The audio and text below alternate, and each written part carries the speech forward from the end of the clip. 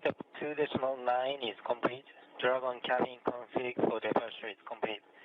And also we are looking for goal for step 3.1 and also checking the LIO config in step 3.4.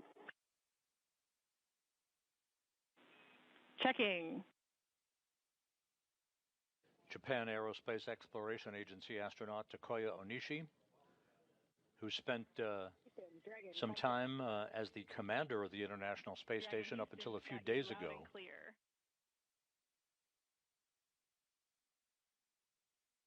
We have you loud and clear now, too. Thank you. And SpaceX Dragon, come check.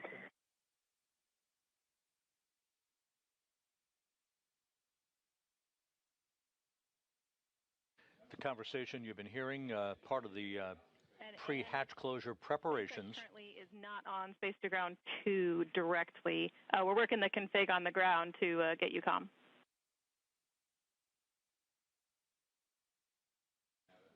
You heard the voice of spacecraft communicator Tess Caswell here in Mission Control. We have seats 2 and 3 seated and in seats 1 and 4 working on steps 2 and 3, or correction 3 of 2.103.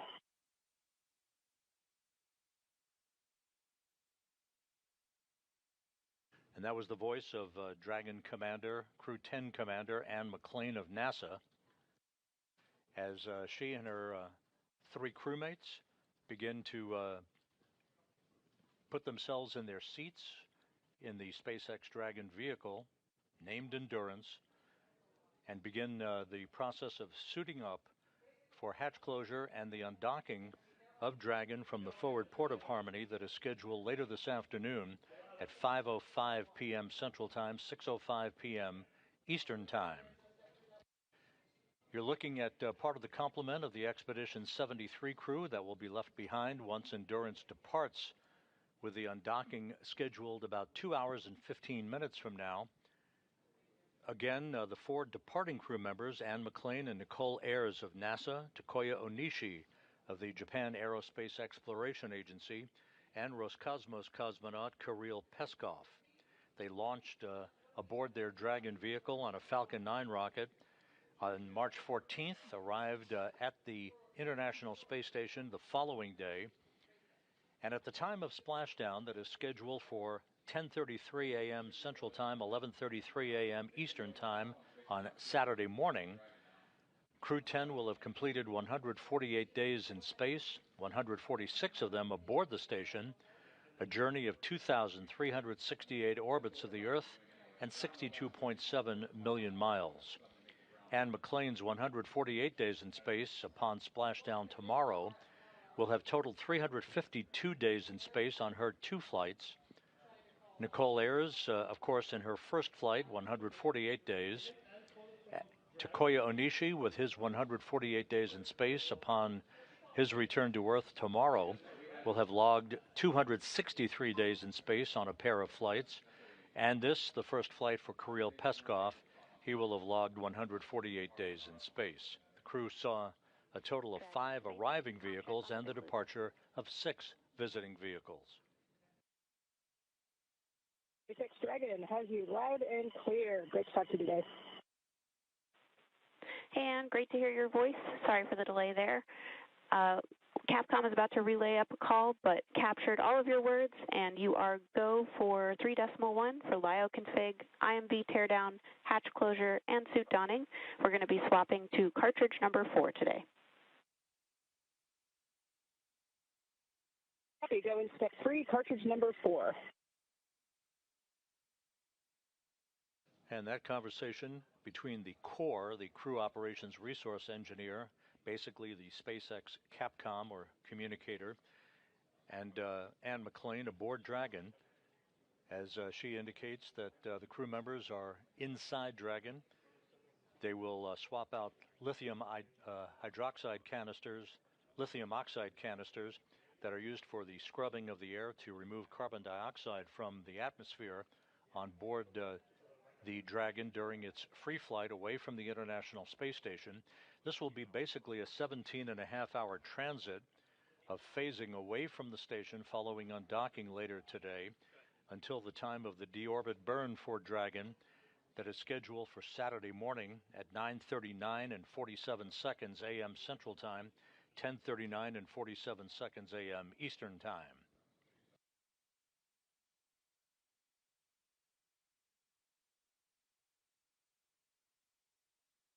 The remaining crew that will be left on board the station to continue the unbroken presence of humans aboard the International Outpost, which will reach its 25th anniversary on November 2nd this year, is comprised of the new station commander, Sergei Ryzhikov, his Roscosmos colleagues, Alexei Zabritsky and Oleg Platonov, NASA astronauts Johnny Kim, Zena Cardman, and Mike Fink, and Takuya Onishi of the Japan Aerospace Exploration Agency. Ryzhikov, Zabritsky, and Kim launched back in September on the Soyuz MS-27 spacecraft from the Baikonur Cosmodrome in Kazakhstan.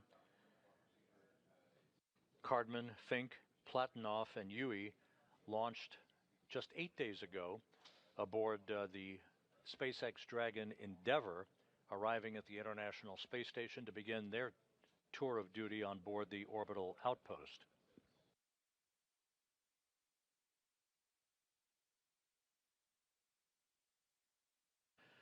A good view once again from external cameras on the International Space Station of the docking interface between the forward port of Endurance on the left and the pressurized mating adapter on the forward end of the Harmony module and the U.S. segment of the International Space Station. The cone-shaped object at the top of your screen is the nose cap on the Dragon itself, which will be closed prior to Dragon's re-entry back into the Earth's atmosphere on Saturday. After waving off the undocking of Dragon because of weather conditions off the coast of California, a final weather briefing was conducted this morning by NASA and SpaceX managers. The weather conditions were carefully evaluated and determined that winds at the splashdown site off the coast of California are and will be within limits tomorrow morning. SpaceX Dragon on big loop for Lyo. Go ahead, Dragon. We're with you on the big loop. Hey, Lyo cartridge number 4 has been installed in active slot at GMT 1955. We copy. Lyo cartridge 4 installed in active slot at 1955.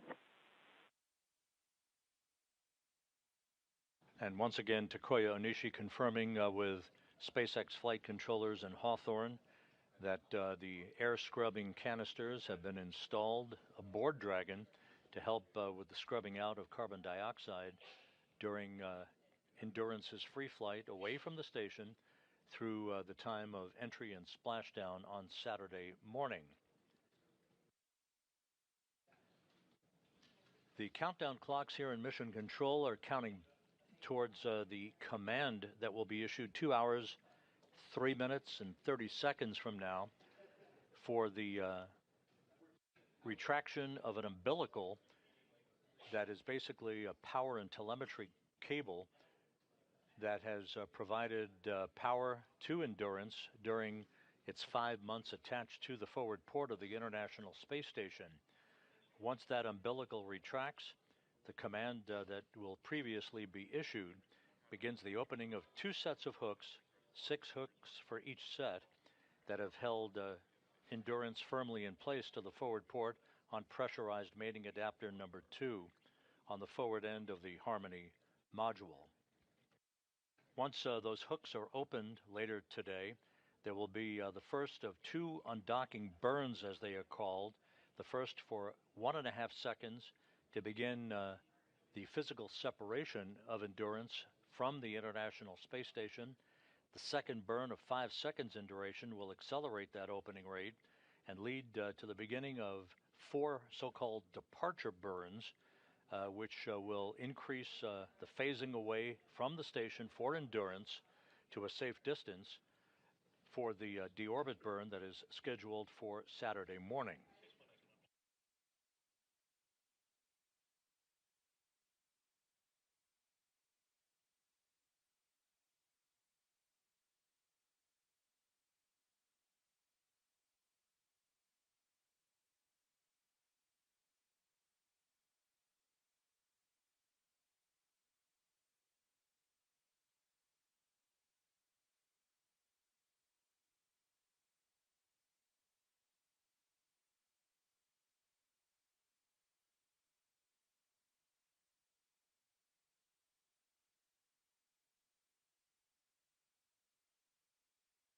Earlier this week, the departing Crew-10 crew members, led by Commander Ann McClain, had a few moments to share their thoughts with the Expedition 73 crew members that they were part of and continue to be part of until they undock later this afternoon. That all led into a change of command ceremony in which Takuya Onishi of the Japan Aerospace Exploration Agency handed over station command to Sergei Ryzhikov of Roscosmos. McClain's comments were particularly poignant. Let's take a moment as we replay her comments this past Tuesday as the Crew-10 began preparations to begin their trip home. And as we complete our mission on Space Station, we really want to lead with gratitude for the absolute privilege of getting to live and work aboard this amazing International Space Station. All of us are keenly aware that we may never get to do this again, and we've been very pensive over the last days of understanding what we have all got to be a part of. And we know that there's some tumultuous times on Earth, and there's some people that are going through struggles all around. And we want this mission, our mission, to be a reminder of what people can do when we work together, when we explore together. The foundations of this mission were laid long before any of us got here. This is a short snapshot in time today in our mission. But the International Space Station, this international mission that has been going on for almost 25 years, was made possible by visionaries who years before believed in something this massive. I truly believe that this is one of the biggest feats of cooperation that humans have ever accomplished. It takes people from every country all around the world every single day showing up to support this mission to make it happen. And really we just get to be, we had the privilege of getting to be here for a short period of that time. But if we think back to 40 years ago when this idea was conceived and the international partnerships started to come together, the atmosphere and the climate politically was very similar to what it is now. There's a lot of people that would say that's not going to be possible. But all it took was visionaries from all around the world to work together, to have a mustard seed of faith that something like this could be done when we work together. Crew-10 has had the absolute privilege of working here for the last 4 months, and we have so much gratitude for all of the ground teams that showed up every day to make this possible. We truly are very humbled to represent humanity, and we hope that we can be a reminder to others of the goodness of humanity and what we really can accomplish when we work together. Once again, those words from Dragon Commander Ann McClain of NASA this past Tuesday during farewell remarks at the beginning of a change of command ceremony. So as we fast forward now, the 4 crew members who are departing the station, McClain, Nichole, Ayers, Takuya Onishi, and Kirill Peskov, are aboard Dragon,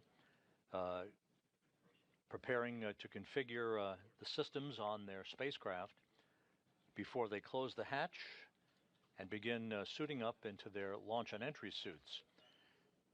Once the hatch is closed, there will be leak checks on both sides of the docking interface that you see there from external camera views on the station.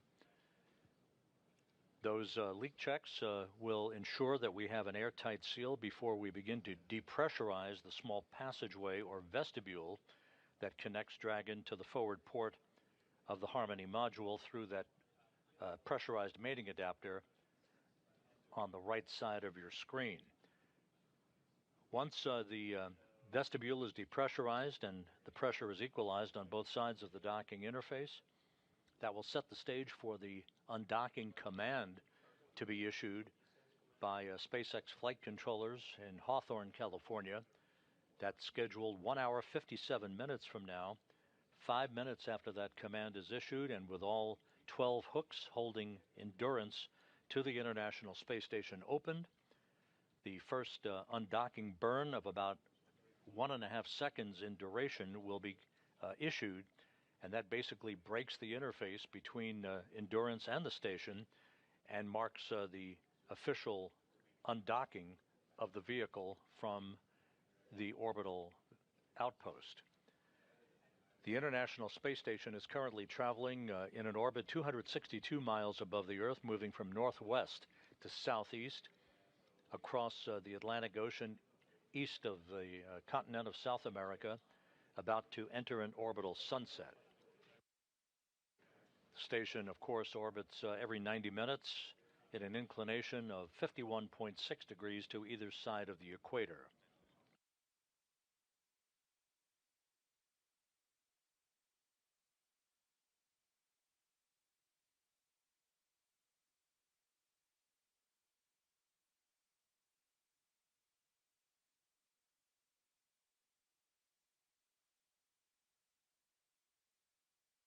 We now have received confirmation that the hatch on Endurance is closed, so we'll mark that at 3:04 p.m. Central Time, 4:04 p.m. Eastern Time. Again, the hatch closed to the Dragon Endurance.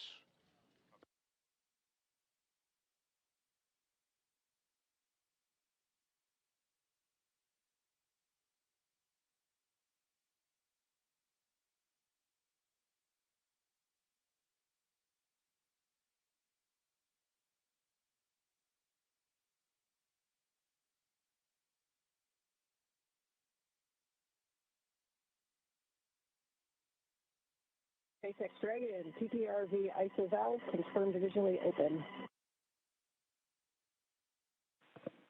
SpaceX copies on the big loop.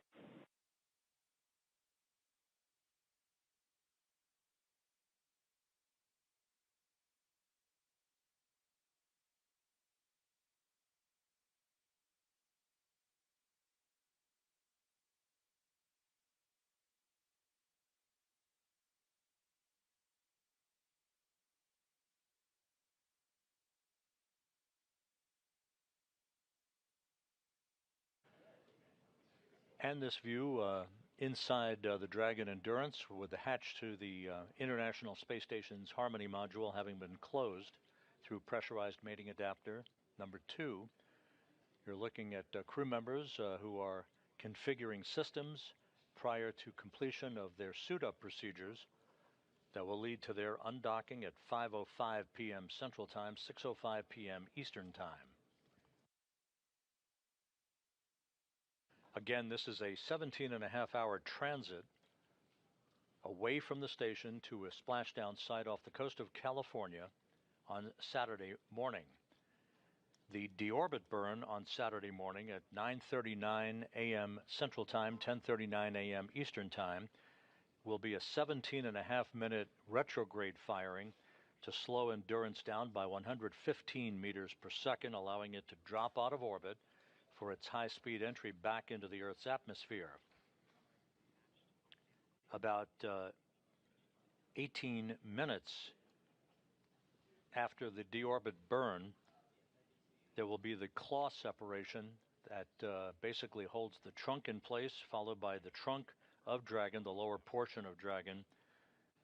That will separate at 9:58 a.m. Central Time, 10:58 a.m. Eastern Time, before Endurance is maneuvered into the proper orientation for entry, with the heat shield facing in the direction of travel to ablate or repel heat that will build up around the spacecraft to about 2,500 degrees Fahrenheit. There will be a brief period of loss of signal because of the ionization of molecules around the spacecraft itself. Once we come AOS, or the acquisition of signal following that period of ionization, will be set for the deployment of The drogue chutes on Endurance followed a short time later by the main chute deployment. Splashdown is scheduled at 10:33 and 47 seconds a.m. Central Time, 11:33 and 47 seconds a.m. Eastern Time. That will be 8:33 a.m.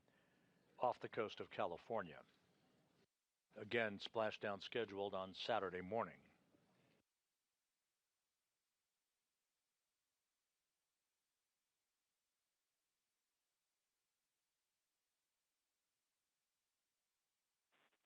Dragon SpaceX on the big loop. Control of cabin air temperature via 4.080 is allowed until pre-chill. Note that the hex is currently configured for maximum cooling.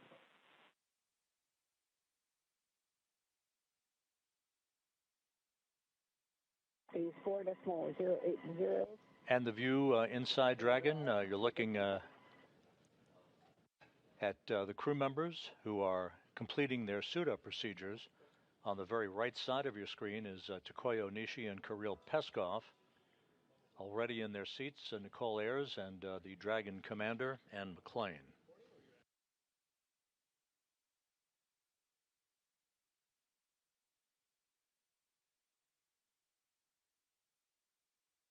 The undocking and departure profile off the forward port of the International Space Station's Harmony module will carry Dragon to a distance of about 400 meters in front of the station, and then a similar distance above the station and behind the station as the departure burns carry Dragon into a trajectory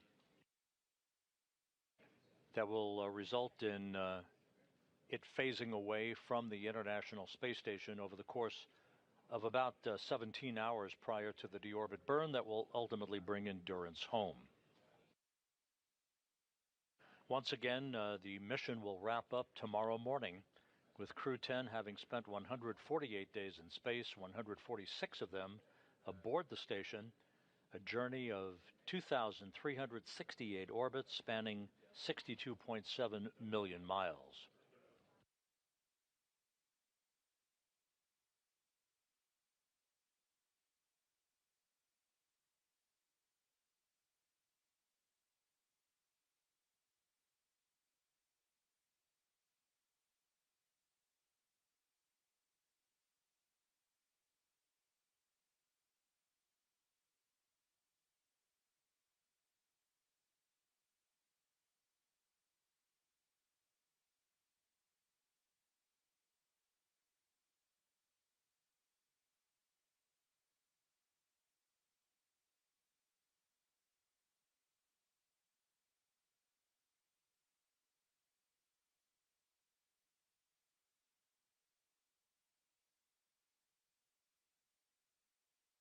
During their mission, the 4 crew members of Crew-10 conducted a multitude of scientific experiments, and Dan McClain and Nichole Ayers conducted 1 spacewalk totaling 5 hours and 44 minutes in duration. This will be the 4th time that a Dragon will have splashed down off the coast of California. The FRAM-2 mission, the commercial resupply uncrewed CRS-32 mission, and most recently the Axiom-4 mission, all concluded with splashdowns off the coast of California, but this will be the first time that a Dragon involved in the commercial crew program will have returned to Earth with a splashdown off the coast of California.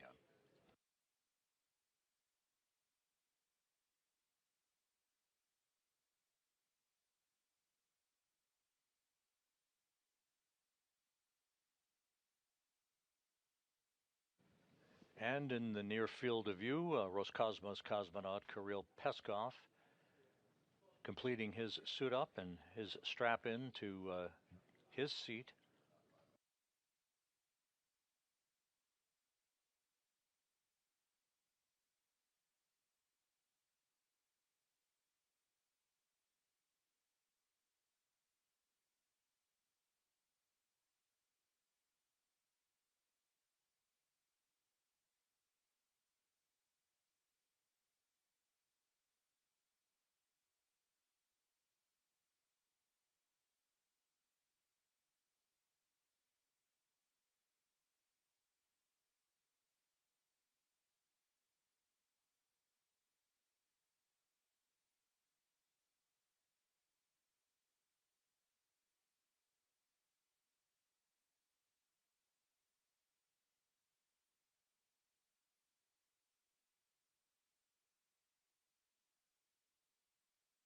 If you're just joining us, the hatch to the Dragon Endurance, that is the vehicle bringing home the Crew-10 quartet, was closed at 3:04 p.m. Central Time, 4:04 p.m. Eastern Time.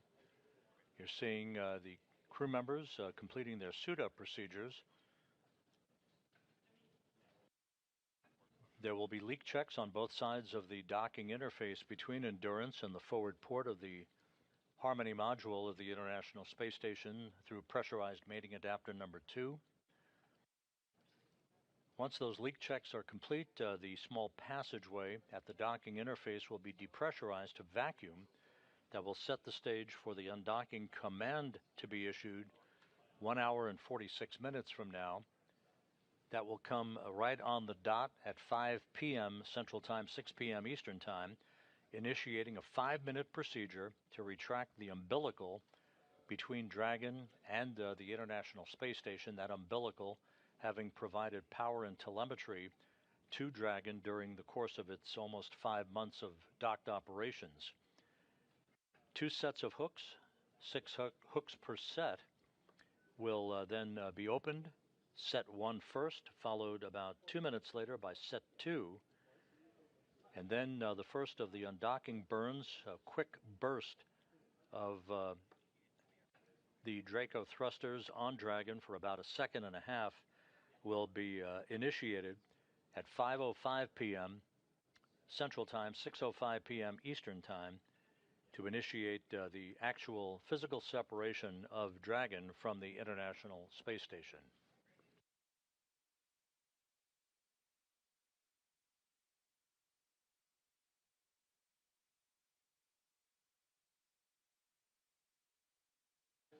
While we have a handover in our downlink video from the station through our tracking and data relay satellite system, you're looking at Flight Director Allison Bollinger on the right side of your screen, joined to her right by spacecraft communicator Tess Caswell, who has been talking to both the departing Dragon crew and the Expedition 73 crew, who remain on board the complex. For Sergei Ryzhikov, Johnny Kim, and Alexei Zabritsky, who launched aboard Soyuz back in September, the Soyuz MS-27 spacecraft, this is their 123rd day in space, to the Harmony module that will be closed a short time from now, initiating the beginning of the equalization of pressure and the ultimate depressurization of that vestibule, very short passageway between Dragon and the International Space Station.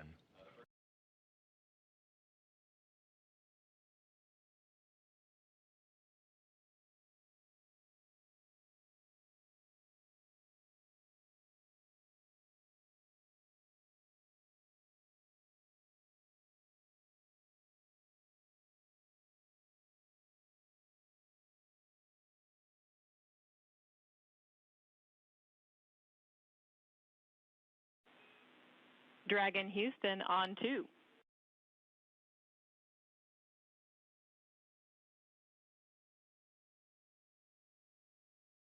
Houston Dragon, go ahead.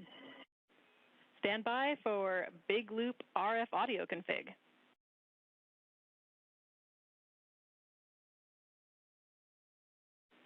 And we expect this to cause approximately a 2-minute dropout in audio with MCC.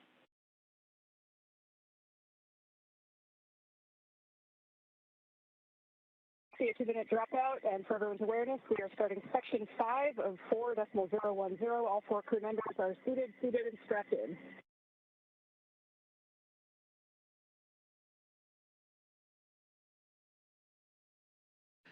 That conversation referencing the Big Loop, that is the interconnected communications channel that ties the space-to-ground loop aboard the International Space Station with the communication system aboard Dragon, and which will remain in play until Dragon departs the so-called approach ellipsoid, which is basically a racetrack boundary outside of which the integrated operations between Mission Control here in Houston and the SpaceX Mission Control Center in Hawthorne, California is conducted.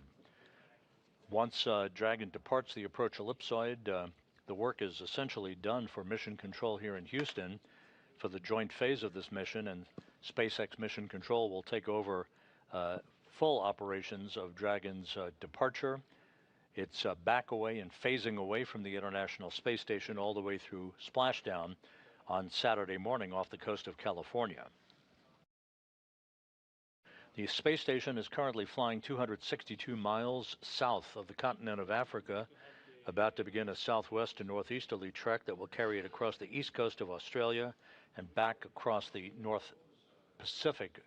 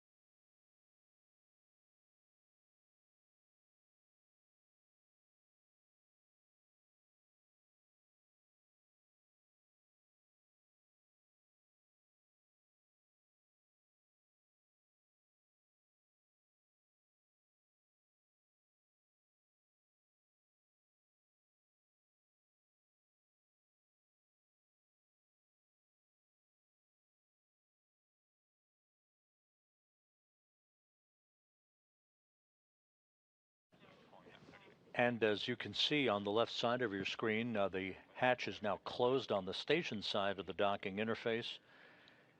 As Zena Cardman cleans up some of the equipment prior to the start of the leak checks that will be conducted between Dragon and the International Space Station to ensure that we have a tight seal before the depressurization of the passageway that will be the precursor to the undocking of Endurance from the station, physical separation scheduled at 5:05 p.m. Central, 6:05 p.m. Eastern Time.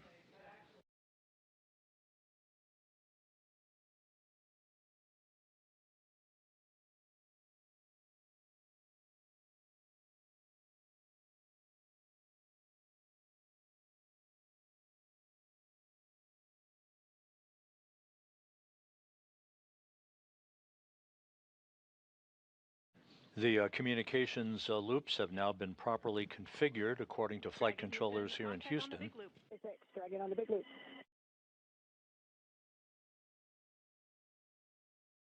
Houston Dragon, we have you loud and clear. All right. C2V2 RF config is complete on the big loop, so you were just about to call SpaceX. We'll let that be your comm check.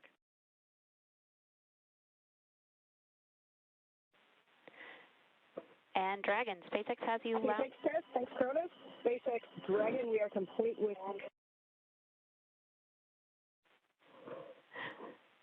Okay, SpaceX has you loud and clear on the big loop. Complete with suit donning. We are at 4.011. Looking for your go on 1.1.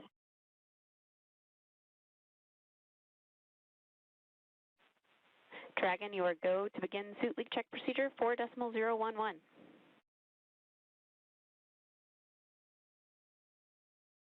And McClain talking to both the Capcom here in Houston and the Core, or SpaceX Capcom in Hawthorne, California, if you will.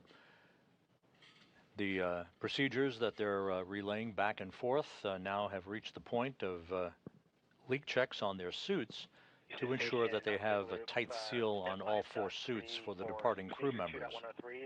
Standing by for your go, close the 8-pass hatch.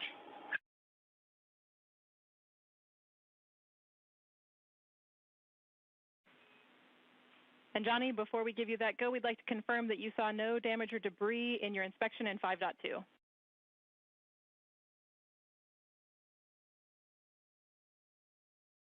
Confirm, no damage or debris, clean seals on in step 5.2. You are go for step 5.3.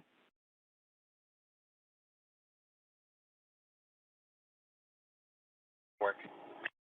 NASA's Johnny Kim talking to Tess Caswell, the Capcom here in Houston, as they are about to complete the series of hatch closure procedures, this being the final hatch between the pressurized mating adapter and Harmony itself, that will set the stage for not only the suit leak checks for the 4 Dragon Endurance crew members, but also set the stage for the depressurization of the vestibule connecting Dragon to the International Space Station. We want that vestibule to be depressurized down to vacuum with readings that are equivalent on both sides of the docking interface before we move into the undocking command later this afternoon that will set in motion the physical separation of Endurance from the complex and begin the journey home for the 4 crew members comprising Crew-10 and McClain, Nichole, Ayers, Takuya Onishi, and Kirill Peskov.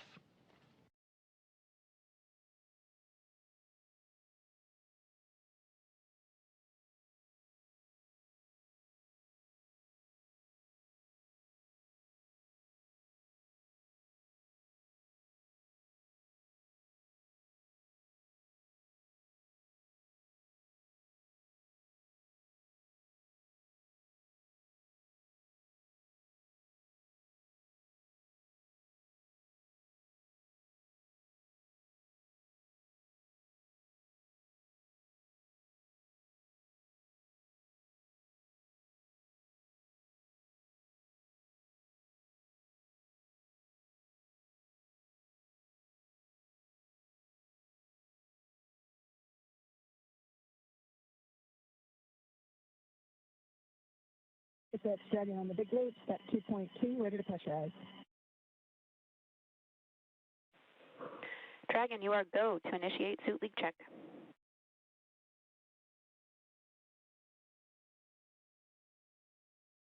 Copy, go.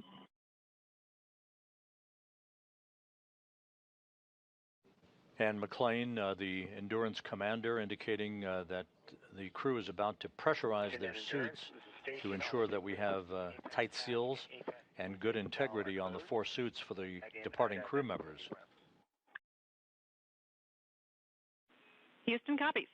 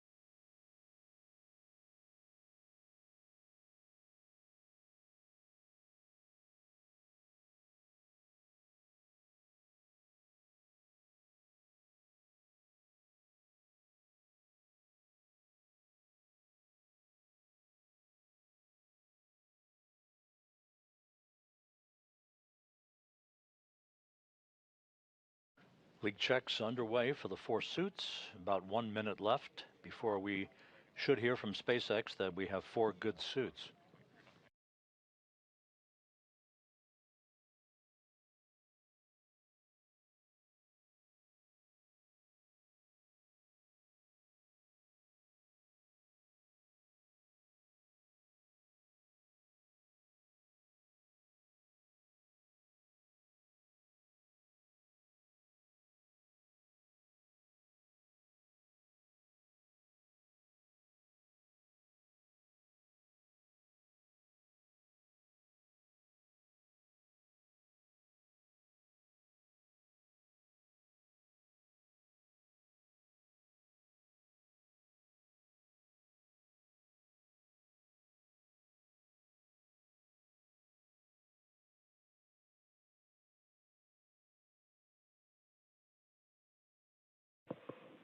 Dragon SpaceX on the big loop. We see 4 good suit leak checks.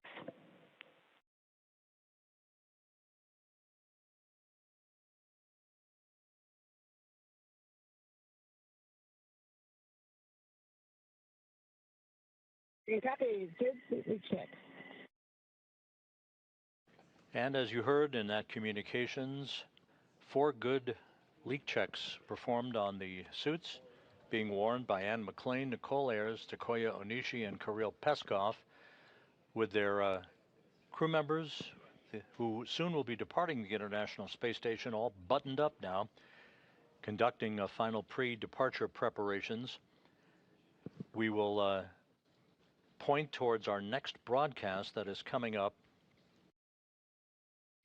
at 4:45 p.m. Central Time, 5:45 p.m. Eastern Time, when we here in Houston will be joined by our colleagues in Hawthorne, California at SpaceX Mission Control for the undocking of Endurance from the International Space Station and the beginning of the trip home for the Crew-10 crew members.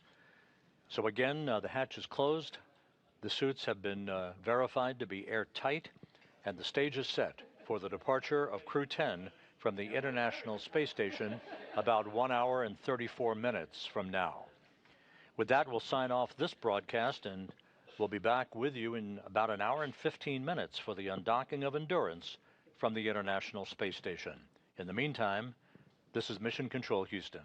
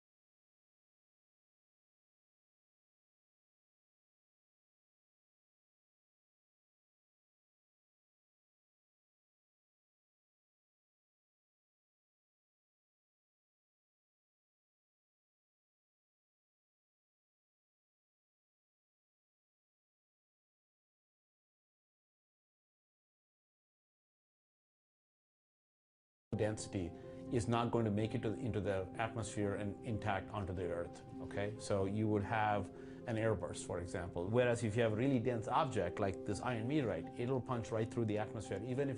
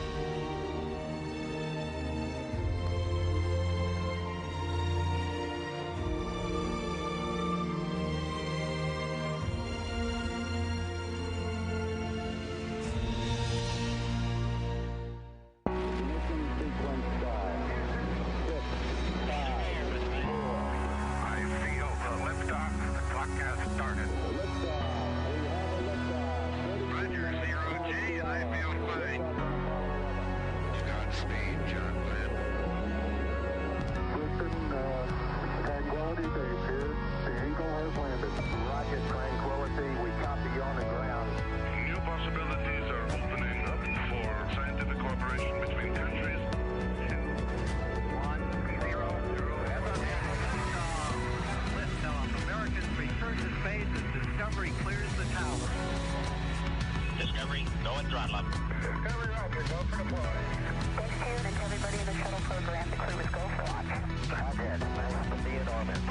We have followed in their footsteps to get us where we are today.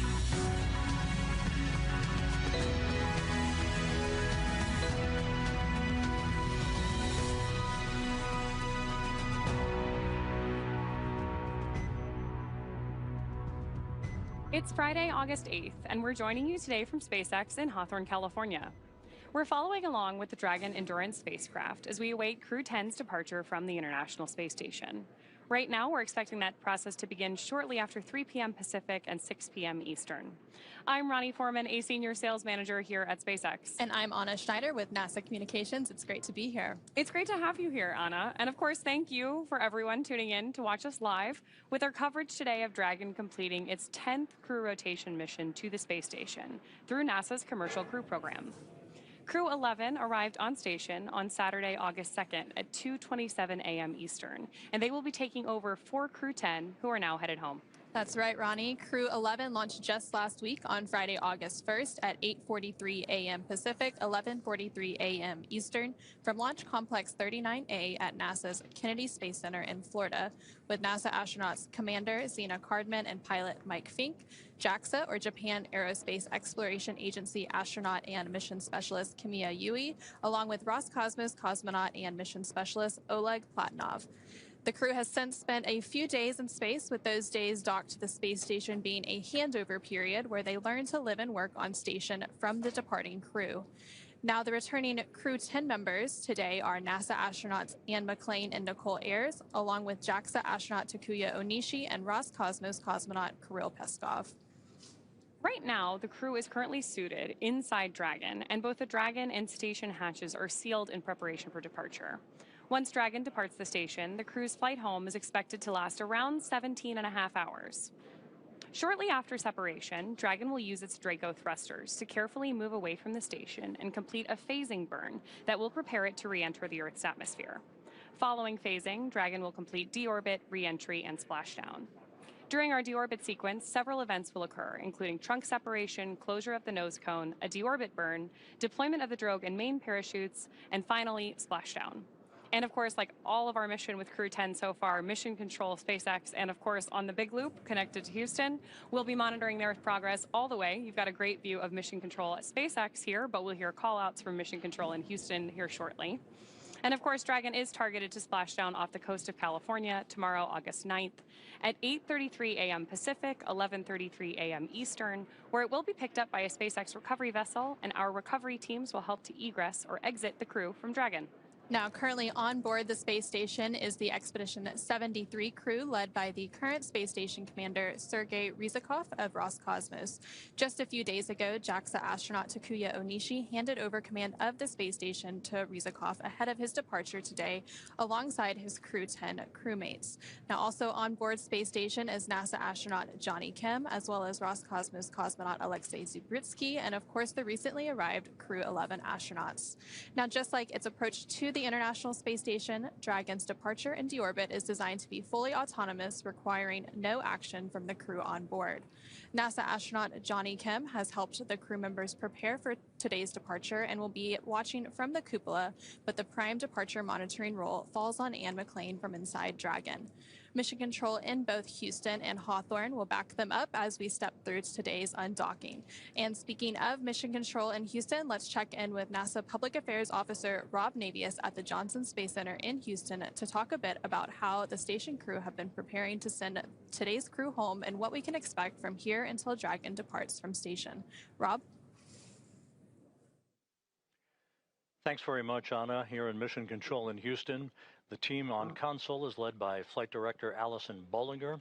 She's joined by spacecraft communicator Tess Caswell, who will be talking directly to the crew through that big loop you described, all the way through the exit from the so-called approach ellipsoid, which is the racetrack boundary after which joint operations will conclude between Houston and your mission control there in Hawthorne, California. A short time ago, Bollinger polled her team of flight controllers here and received a go for undocking. Now, the undocking time has been adjusted ever so slightly by just a few minutes to the right. The undocking command that will initiate the retraction of the umbilical between Dragon and the station that has been providing telemetry and electricity to the Dragon Endurance will be retracted. That will then initiate the opening of 2 sets of hooks, 6 hooks per set, that will physically separate Dragon from the International Space Station and conclude its 5-month stay on board the orbital outpost. Once that separation occurs, and it is now targeted, by the way, for 5:15 p.m. Central Time, 6:15 p.m. Eastern Time, that would mark physical separation. Dragon will move away from the forward port of Harmony to a point about 400 meters in front of the station. Then through a series of departure burns, we'll move to a point above the station, behind the station, and then we'll phase away below the station for a 17.5-hour transit to its deorbit burn and splashdown off the coast of California on Saturday morning, as you described. The crew statistics for Crew-10, very impressive. They will have spent 148 days in space at the time of their splashdown on Saturday morning, 146 days of which were locked in and working with the Expedition 73 crew aboard the International Space Station. McClain, Ayers, Peskov, and Onishi will have completed 2,368 orbits of the Earth, a mission spanning 62.7 million miles. And McClain will have totaled 352 days in space during her 2 missions when she returns to Earth on Saturday. Ayers and Peskov, both first-time flyers, will have accrued 148 days, and Takuya Onishi, completing his 2nd flight into space, will have totaled 263 days on his 2 missions. So everything is all set for the departure of Crew-10 from the station. By the way, the delay, the wave-offs, if you will, because of weather over the past couple of days, concluded with a weather briefing this morning, and SpaceX and NASA were both go for undocking with the conditions, lighter winds, and even though there are some low clouds expected at the time of final descent for Endurance to its splashdown point off the coast of California, those conditions are well within limits to allow the undocking today and the return to Earth tomorrow for Crew-10. With that, we'll hand it back to Ronnie and Anna in Hawthorne and stand by for physical separation. Thank you so much, Rob, and thank you for those updates. Of course, the team will continue to watch and monitor the weather all the way through splashdown and as they make their way through those phasing burns and onto deorbit tomorrow morning. And we heard just a minute ago that the teams were doing their final go, no-go poll. Again, they do all of these checkpoints and sequence all the way up through undocking to make sure all the teams are ready to go. And should for any point they have to wave off last minute for weather or whatever it may be, there's of course opportunities down the road. Yeah, absolutely. And because it does take us time to get back from the International Space Station to our splashdown location, we're monitoring weather not just at the time of separation, but trying to do that forecast ahead to make sure that we're going to have an easy splashdown for our crew, who are coming back from, almost 150 days in space. I want to make sure it's a warm welcome back here in California. Yeah. And now let's take a moment to go ahead and meet the crew that we're bringing home today before they depart the International Space Station. So first up, we have NASA astronaut Anne McClain, who is your Crew-10 commander. Born and raised in Spokane, Washington, NASA selected McClain as an astronaut candidate in 2013. Crew-10 is her 2nd space flight after launching aboard the Soyuz MS-11 in 2018 and serving as a flight engineer on the International Space Station for expeditions 58 and 59. At the conclusion of this mission, as Rob mentioned, she will have spent 352 total days in space across her 2 missions, completing a total of 3 spacewalks for 18 hours and 52 minutes outside the orbiting laboratory. McClain is a West Point graduate and a colonel in the U.S. Army. She's a highly decorated Master Army aviator and has more than 2,000 flight hours in 20 different aircraft. McClain is also an avid rugby player and a former member of the USA Rugby Women's National Team, and she currently lives in Houston, Texas. The pilot for Crew-10 is NASA astronaut Nichole Ayers. Crew-10 is her first spaceflight, a major in the U.S. Air Force and the first member of NASA's 2021 astronaut class named to a crew. Following this mission, Ayers will have logged 148 days in space, completing one spacewalk for a total of 5 hours and 44 minutes outside the space station. Ayers is a graduate of the U.S. Air Force Academy. Dragon SpaceX on the Big Loop. Final reconfigurations for undock are complete and nominal. Ground is go for undocking. Undock sequence start time is 22:10.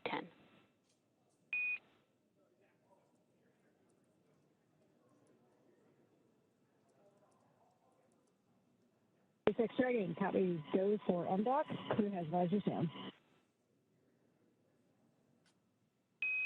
SpaceX copies, visors down.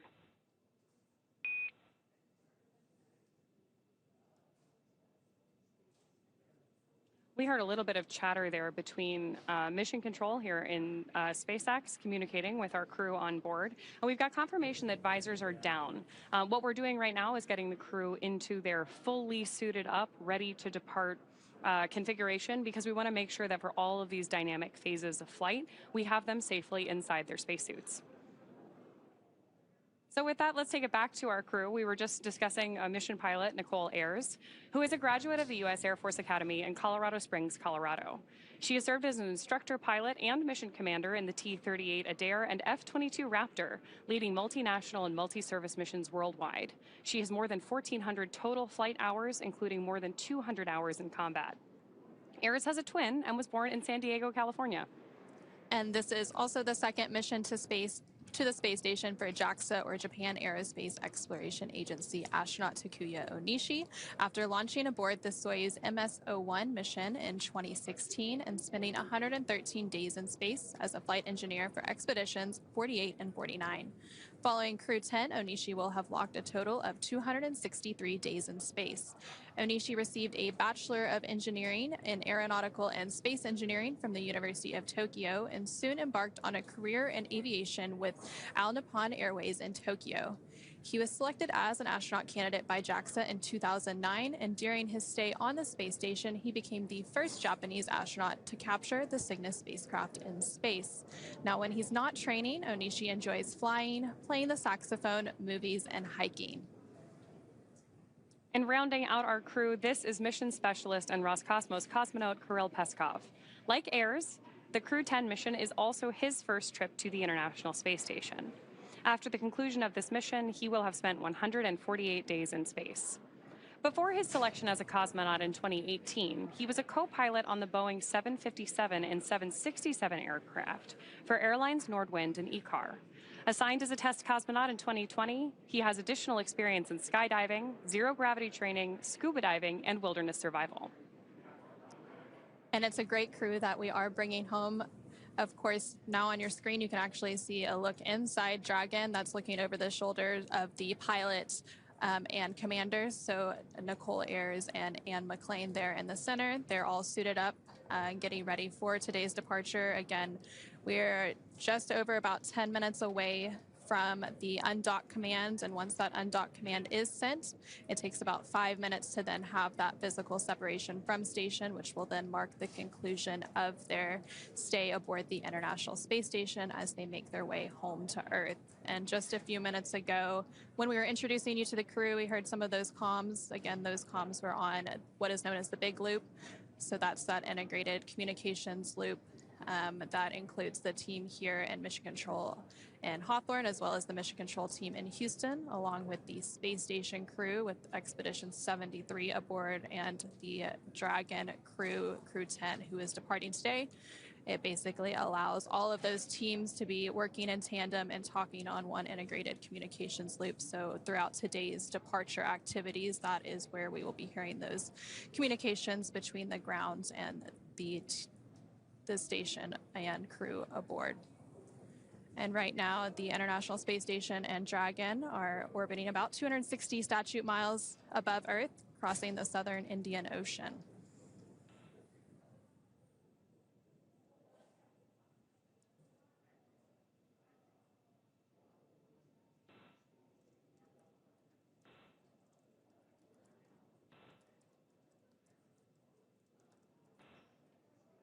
And we also did just hear a few minutes ago that the teams had pulled go to proceed with today's undocking and departure activities. So again, we are just standing by for that undocking command here in just about 10 minutes.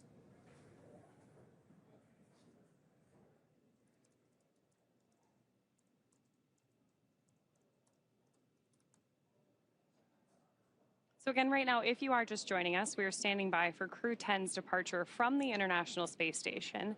And the view on your screen right now is looking over the shoulder of the pilot and commander for today's mission, up at the 3 touchscreen displays inside the Dragon spacecraft. Our crew is going to use these touchscreens to monitor their progress as they move away from station, even though the maneuver itself is fully autonomous.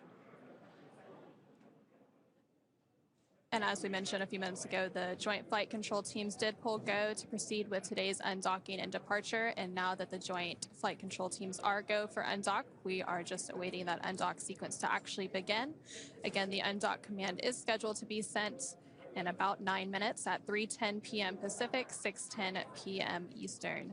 Once that command is sent, it will take less than 5 minutes for Dragon to separate from the International Space Station, which has been its home for the last 5 months.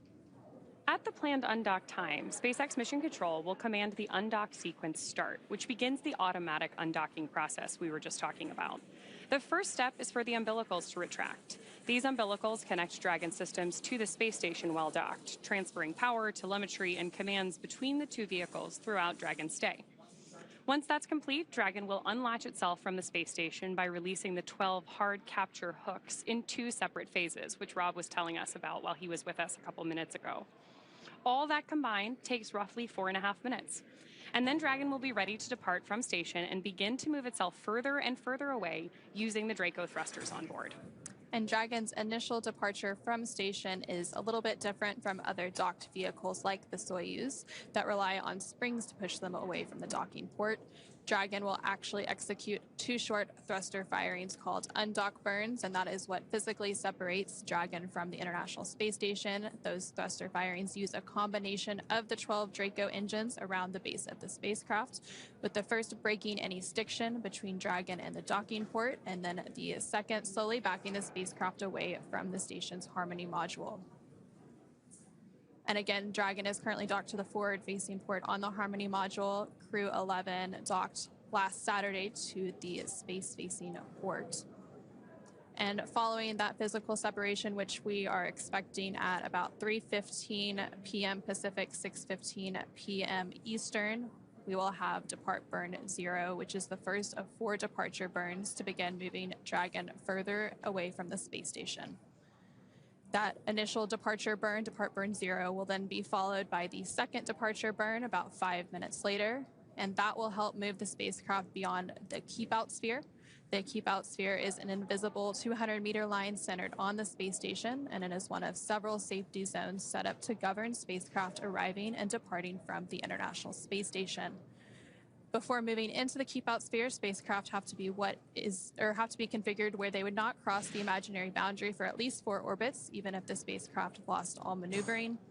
And then after that, about 13 minutes later, today that would be around 3:34 p.m. Pacific, 6:34 p.m. Eastern, Dragon will then exit what is known as the approach ellipsoid. Again, it's another imaginary shape, this time a 3-dimensional ellipsoid measuring 4 kilometers by 2 kilometers by 2 kilometers in the same family as the keep-out sphere. One of the key differences with the approach ellipsoid is that vehicles outside of it have to be on what we call a 24-hour safe redrift trajectory, which means the spacecraft would not cross into the approach ellipsoid for at least 24 hours, even if it lost all maneuvering. Again, we're expecting the call for the undocking sequence to begin in about 6 minutes. And then after that happens, it'll be about 5 more minutes before we have physical separation of Dragon carrying Crew-10 away from the International Space Station to conclude their mission.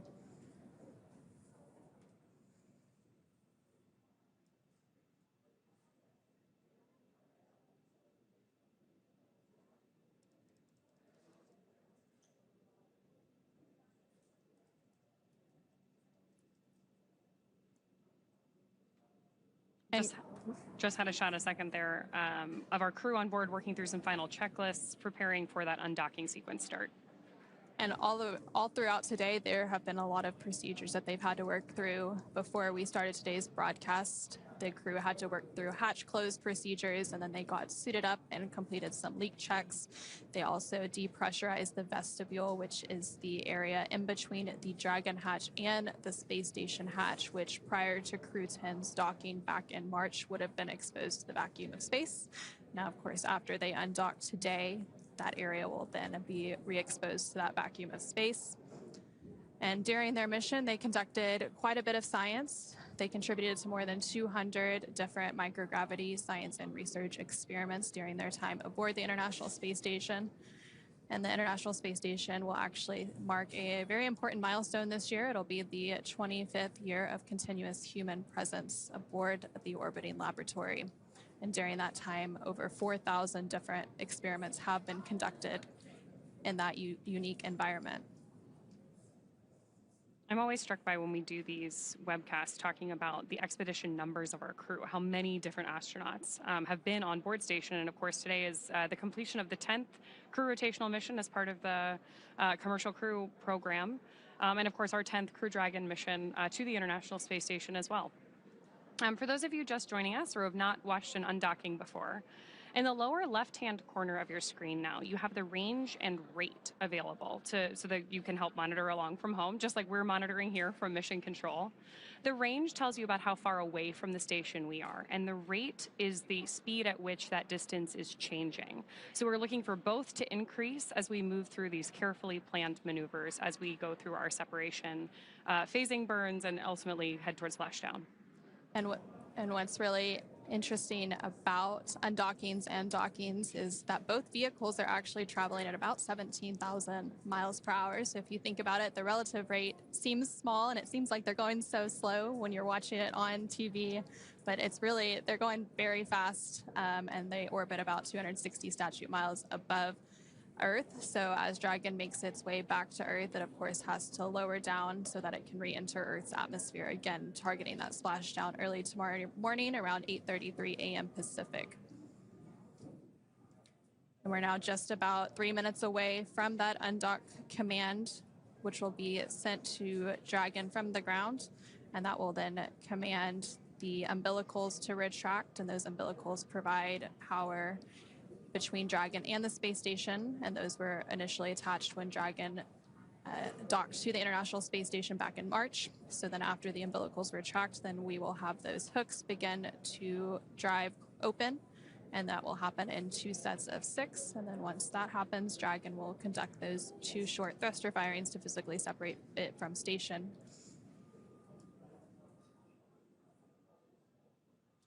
And as you mentioned, this is the same Dragon that docked with Crew-10 back in March. Part of our operating procedure is such that the Dragon spacecraft that launches the astronauts is exactly the same one that brings them back home. So while our Crew-10 astronauts have been aboard the International Space Station, Dragon has been docked to the ISS as well. And we're using them in that docked configuration, effectively as one vehicle. Their spacesuits are stored inside of Dragon, as are some of those experiments that you were talking about.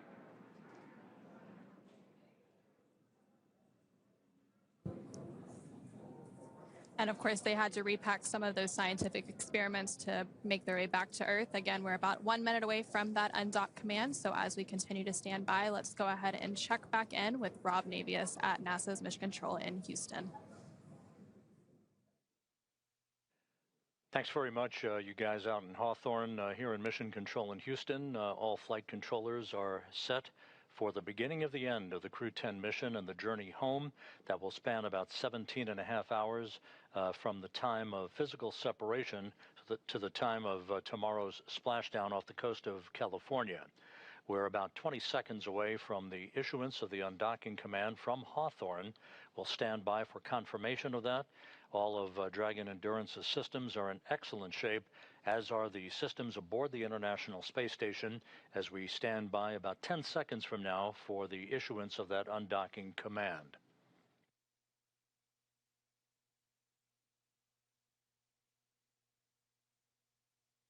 And execution of the command now has been issued. The first step on the road to separation will be the retraction of the umbilical that you just heard a moment ago.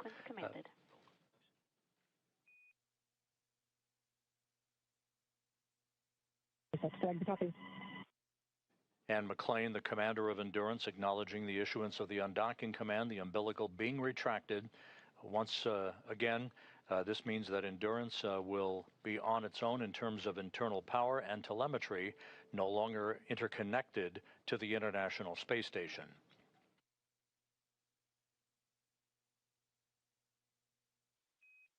Umbilical demate complete and nominal. And the first set of hooks now traveling. 2 gangs of hooks, 6 hooks apiece, will open in sequential fashion. Hook set number 1 followed quickly by hook set number 2.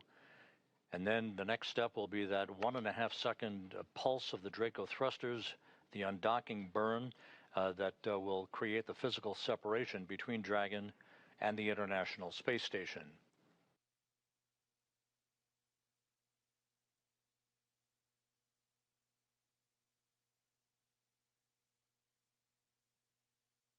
The Expedition 73 crew, who will be left on board the station to continue the unbroken presence of humans on board the orbital outpost led by Roscosmos cosmonaut Sergei Ryzhikov. He's the new ISS commander, joined by Alexei Zabritsky, Oleg Platonov, Johnny Kim, Zena Cardman, Mike Fink, and Kimia Yui.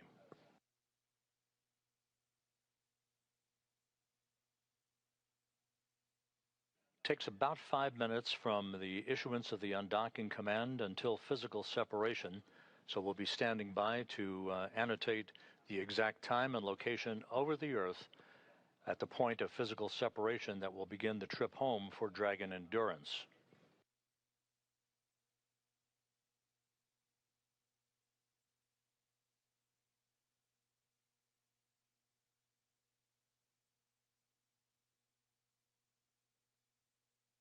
We're currently in an orbital nighttime pass. We should be moving into a daylight pass over the southwestern Pacific Ocean a short time from now. The International Space Station traveling from southwest to northeast in an orbit inclined 51.6 degrees to either side of the equator.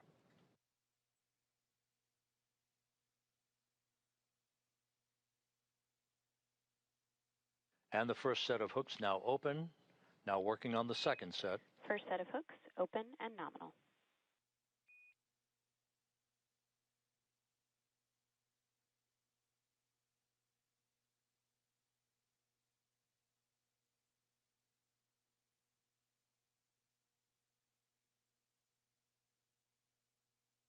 Second set of hooks now driving.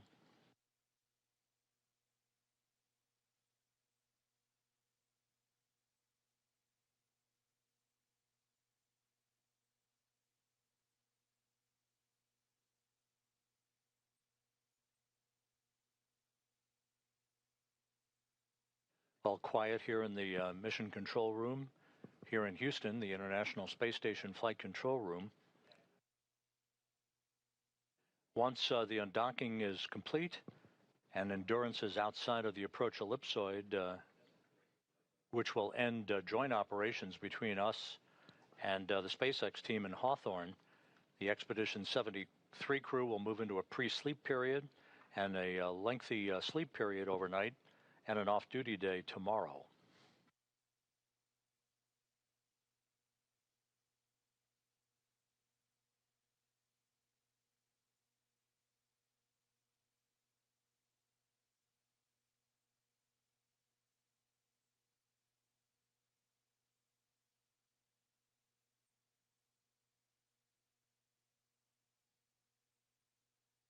The second set of hooks now open, standing by for undock burn number 1.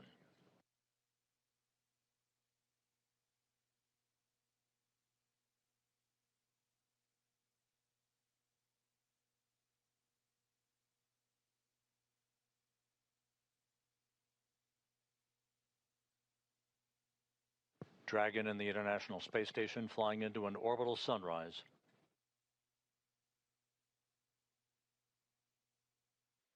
All hooks confirmed to be open. All hooks now open and nominal.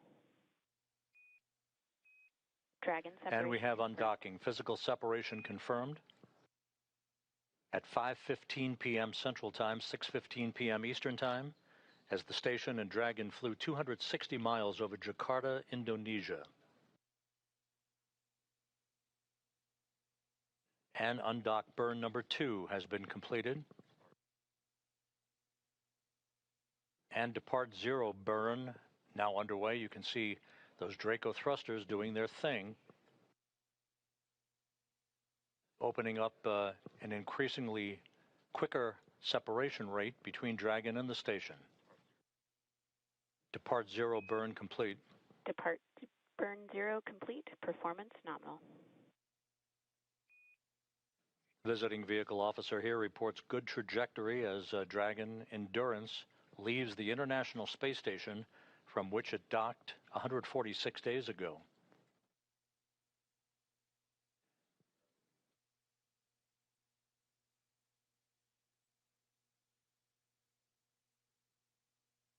We're about 4 minutes away from depart burn number 1. That'll be a 22-second firing of the Draco thrusters to increase the acceleration of Endurance away from the international outpost. Again, physical separation, undocking occurring at 5:15 p.m. Central, 6:15 p.m. Eastern Time, as Dragon and the station flew 260 miles over Jakarta, Indonesia.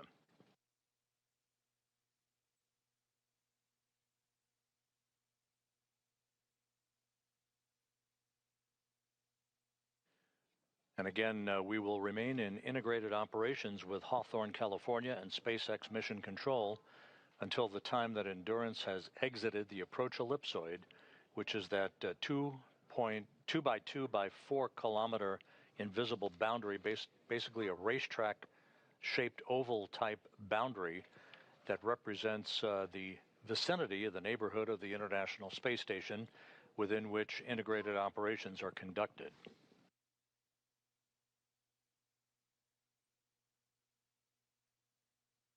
Anne McClain, Nichole, Ayers, Takuya Onishi, and Kirill Peskov beginning the journey home that will culminate with their parachute-assisted splashdown off the coast of California Saturday morning.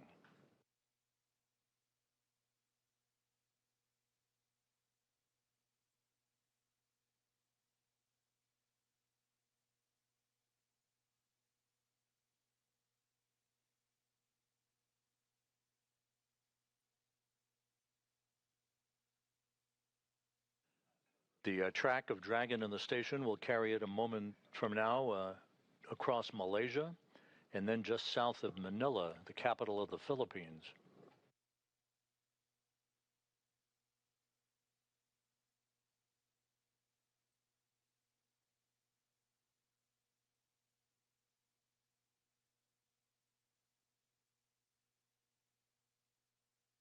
Everything has gone by the book. All of the pre-departure preparations went per the timeline.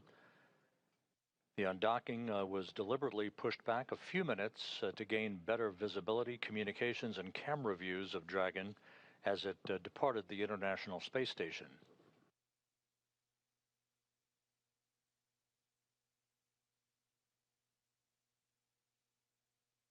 We still are headed for a splashdown on Saturday morning at 10:33 a.m. Central Time, 8:33 a.m. Pacific Time off the coast of California.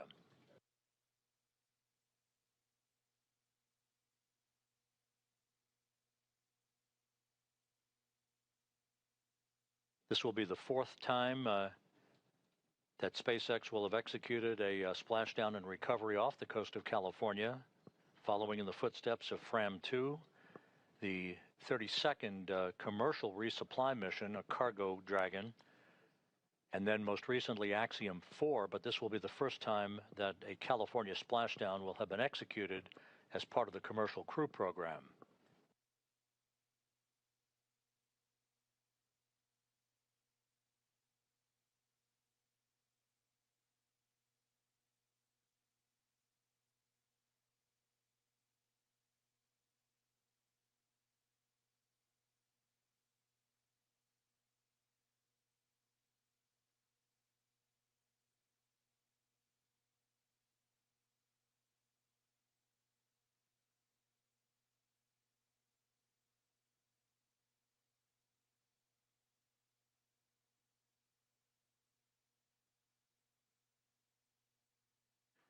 We're about 25 seconds away from departure burn number 1. This is a 22-second firing with a delta velocity change of 0.6 of a meter per second to further increase Endurance's opening rate from the International Space Station. That will be followed seconds later by its exit from the keep-out sphere, the first of these two boundaries within which integrated operations are occurring, and depart burn 1 underway.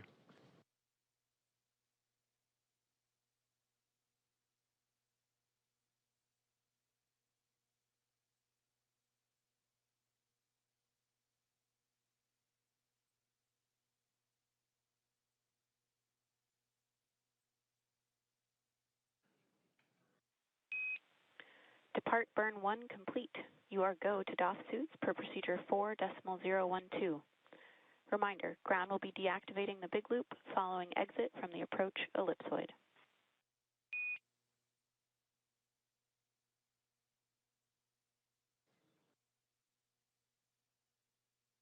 Dragon now maneuvering. Crew-10 copies, go to DOF suits. To the ISS crew, Expedition 73 Bravo, it is an absolute privilege to cross paths with you. Good luck in the rest of the mission. Godspeed.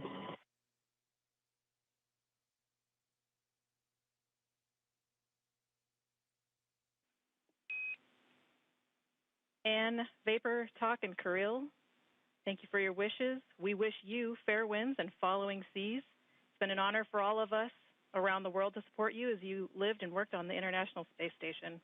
We cannot wait to welcome you home to the blue skies of Earth.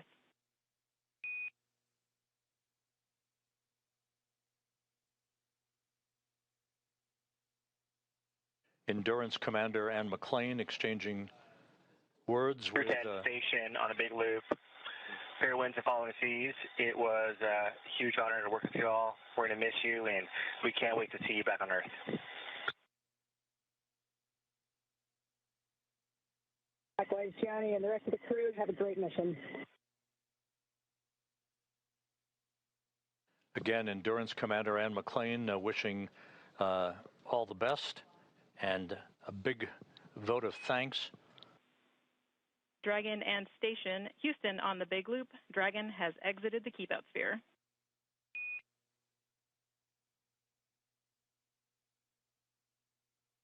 And as you heard, Endurance is now outside of the keep-out sphere. The next milestone will be coming up about 11 minutes from now, and that will be the approach ellipsoid exit to conclude joint integrated operations. And you heard those words from spacecraft communicator Tess Caswell here in Mission Control, as well as NASA astronaut Johnny Kim, who remains on board the station until early December as part of the Expedition 73 crew.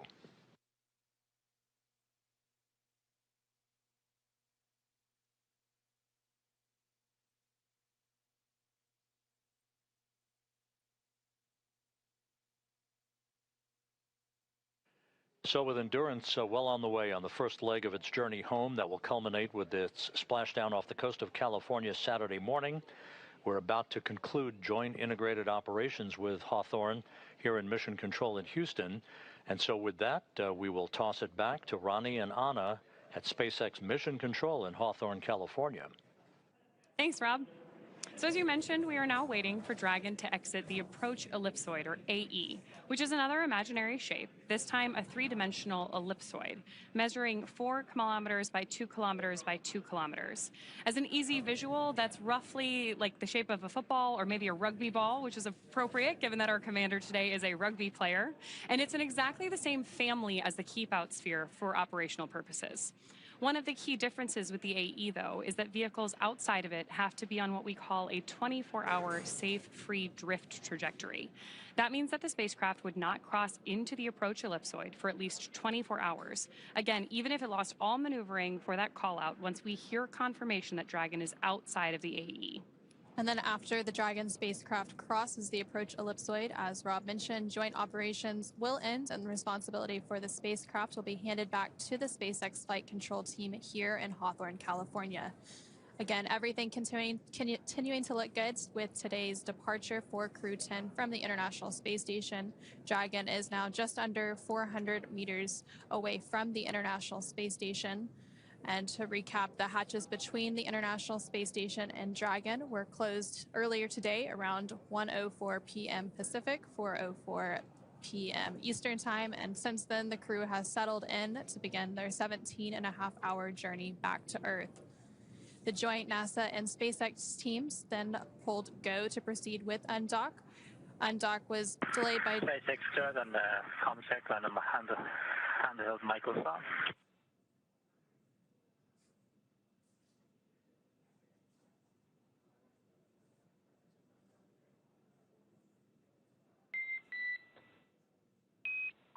I have you loud and clear on the cabin mic on the big loop.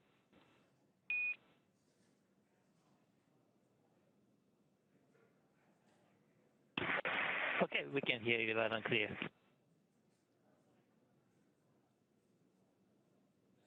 And those comms there were with the core or the crew. SpaceX Dragon, com check on Dragon to ground.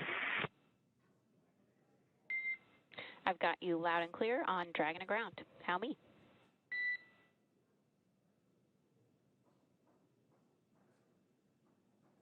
Okay, same. Thanks.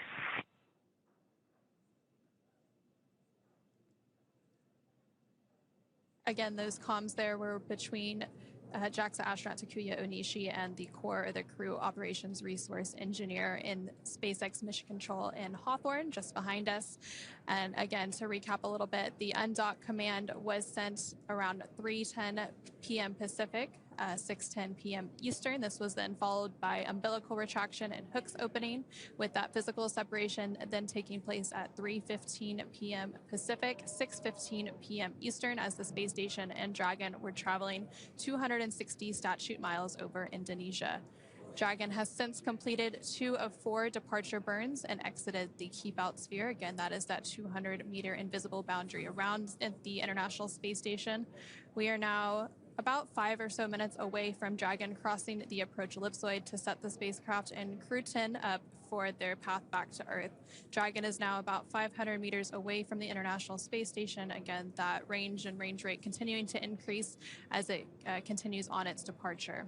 Again, Dragon is targeted to splash down off the coast of California tomorrow, August 9th at 8:33 a.m. Pacific, 11:33 a.m. Eastern, marking the completion of their 5-month science and research mission. Of course, if you're following along, you've noticed that in the bottom left-hand corner of your screen, we have updated the telemetry that we're sharing with you, now tracking the speed and altitude of the Dragon spacecraft. There we've got a shot on board on your screen right now of on board the Dragon spacecraft. Our crew inside has been given the go to doff their suits.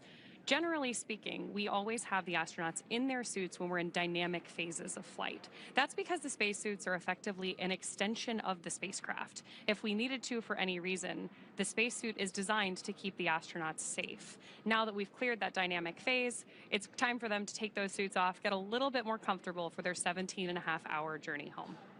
And then they will put those suits back on just before they begin that deorbit phase. So they'll have a little bit of time to get some sleep, get a meal, and really settle in, since it is a 17.5-hour journey. Again, we are about 5 or 6 minutes away from exiting the approach ellipsoid. Again, that is that 2 kilometer by 4 kilometer invisible boundary that we are waiting for Dragon to exit. And once that happens, Crew-10 will no longer be in integrated operations, and you did hear them setting up some of the communications directly between SpaceX Mission Control and Hawthorne and Crew-10 aboard Dragon, so it'll be a direct communication with them without the station crew in the loop there.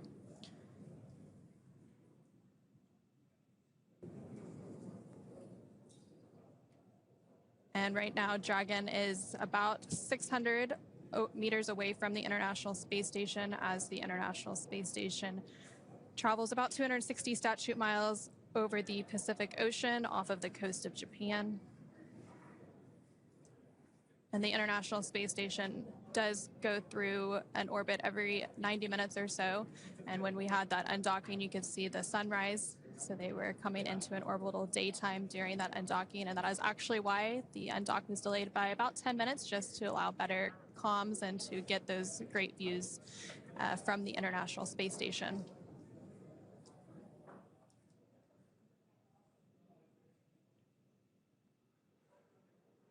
As you mentioned, because we're orbiting the Earth roughly every 90 minutes, our Crew-10 astronauts and those astronauts still on board the International Space Station are seeing about 15 sunrises and sunsets every day. And there on your screen, you're seeing a live look inside the SpaceX Mission Control here in Hawthorne. Again, the Dragon and the International Space Station do go in and out of signal as they transition satellites, which is known as a loss of signal. And then once they reacquire signal, that'd be acquisition of signal. And there you can see a live look of Dragon from the International Space Station. And those cameras on the International Space Station are actually controlled by a flight controller and mission control in Houston known as Cronus. So they actually manually work to follow Dragon during its approach as well as during its arrival and docking, which happened back in March. You can already see, as we get this last glimpse of Dragon as it departs the station, how much smaller Dragon is from these cameras on board the International Space Station. We talked about this a little bit earlier, but even though the rate of separation between these two vehicles right now is smooth and steady, which is exactly how we want it to be, they are both traveling about 17,000 miles per hour, which is a just tremendous amount of speed and energy that we have moving between these vehicles. So it's important that every phase of this process is planned, carefully executed, so that we understand what's coming next. And right now, Dragon is about 750 meters away from the International Space Station. So again, continuing to increase that gap between the space station and Dragon as we continue to await confirmation of approach ellipsoid exit. And there on your screen, you can actually see a map which depicts where Dragon and the International Space Station are flying. Again, they're flying over the Pacific Ocean. We have kind of the zoomed in view here available on your screen right now, but you can always see our position relative to the Earth in the bottom right-hand corner of your screen. You can see that little light where we have Dragon over, again, the Pacific Ocean. And then right next to that, you can see a map of Dragon's Draco thrusters. Each of those little white puffs that you see are small adjustments that the Draco thrusters on board Dragon are making to control its position. In spacecraft, we generally refer to that as the spacecraft's attitude, but we are talking about the relative 3D orientation of the spacecraft. And right now that range rate is about 1.1 meters per second, so slowly starting to increase that speed as Dragon continues to make its departure from the International Space Station. As we stand by for confirmation of approach ellipsoid exit, the Dragon spacecraft is currently over 830 meters away from the space station. Again, this is following its undocking and physical separation about 18 minutes ago at 3:15 p.m. Pacific, 6:15 p.m. Eastern.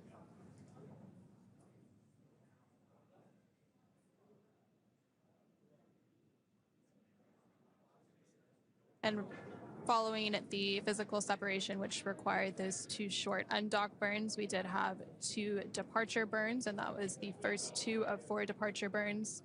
The depart burn 2, which is the 3rd departure burn, will be coming up about 30 minutes or so after approach ellipsoid exit, and then that will be followed by the final departure burn, depart burn 3, before they get into those phasing burns and then set Dragon up for its deorbit burn early tomorrow morning ahead of splashdown off the coast of California.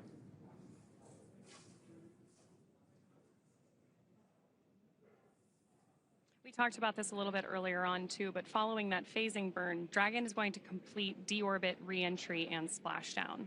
During our deorbit sequence, several events are going to occur, including trunk separation, closure of the nose cone, a deorbit burn, deployment of our drogue and main parachutes, and finally splashdown. And then after splashdown, there's still quite a few activities that have to take place to actually hoist Dragon up onto the recovery vessel. The recovery vessel for this is the Shannon. And so the recovery team is getting staged out there. The boat is on its way to the splashdown location, and then there will be a set of helicopters that take the recovery team out to the boat, and they also have 2 fast boats, and so those fast boats will be the first ones out to the splashdown location following that 8:33 a.m. Pacific splashdown tomorrow morning, and they do some initial checks to ensure the safety of the spacecraft before they begin safing it to prepare to lift it up onto the recovery vessel. And of course, once Dragon is on board our recovery vessel, we're going to help the crew egress or exit Dragon. And then we'll also do some quick recovery of the time-sensitive scientific experiments and cargo on board, sending those to different research labs all around. SpaceX on the big loop. Dragon has exited the approach ellipsoid and is on a 24-hour safe free drift trajectory. Configure comm for Dragon aground in preparation for disabling the big loop.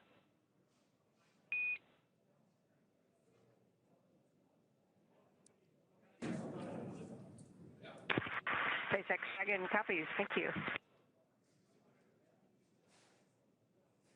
And so we did hear confirmation just now that Dragon has exited the approach ellipsoid. Again, that is that invisible boundary measuring 4 kilometers by 2 kilometers by 2 kilometers, and the same family as the keep out sphere. And vehicles outside of it have to be on what we call a 24-hour safe free drift trajectory, which means the spacecraft would not cross into the approach ellipsoid for at least 24 hours, again, even if it lost all maneuvering. So now that Dragon and Crew-10 are well on their way back to Earth to conclude their 5-month science and research mission aboard the International Space Station, let's check in one more time with Rob Navius and Mission Control Houston. Thanks, you guys. You mentioned some of the critical activities that are coming up. The most critical activity tomorrow for the Endurance crew will be that deorbit burn that you mentioned. That will be a 17.5-minute retrograde firing of the Draco thrusters, basically a braking maneuver to slow Endurance down by 115.4 meters per second, allowing it to drop out of orbit for its high-speed entry back into the Earth's atmosphere. The direction of travel will keep the heat shield in the direction of travel to repel the temperatures that will build up to some 2,500 degrees around the spacecraft and its 4 occupants.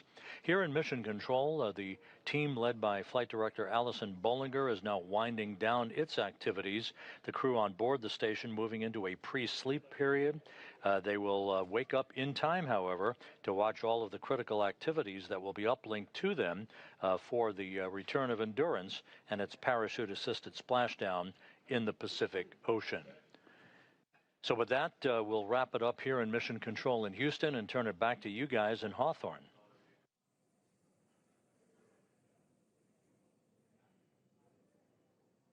Thanks, Rob. As you mentioned with that, Crew-10 has officially departed the International Space Station. It's going to take them about 17.5 hours until they make their way back to Earth. The crew is currently doffing or removing their spacesuits to settle in for that ride home.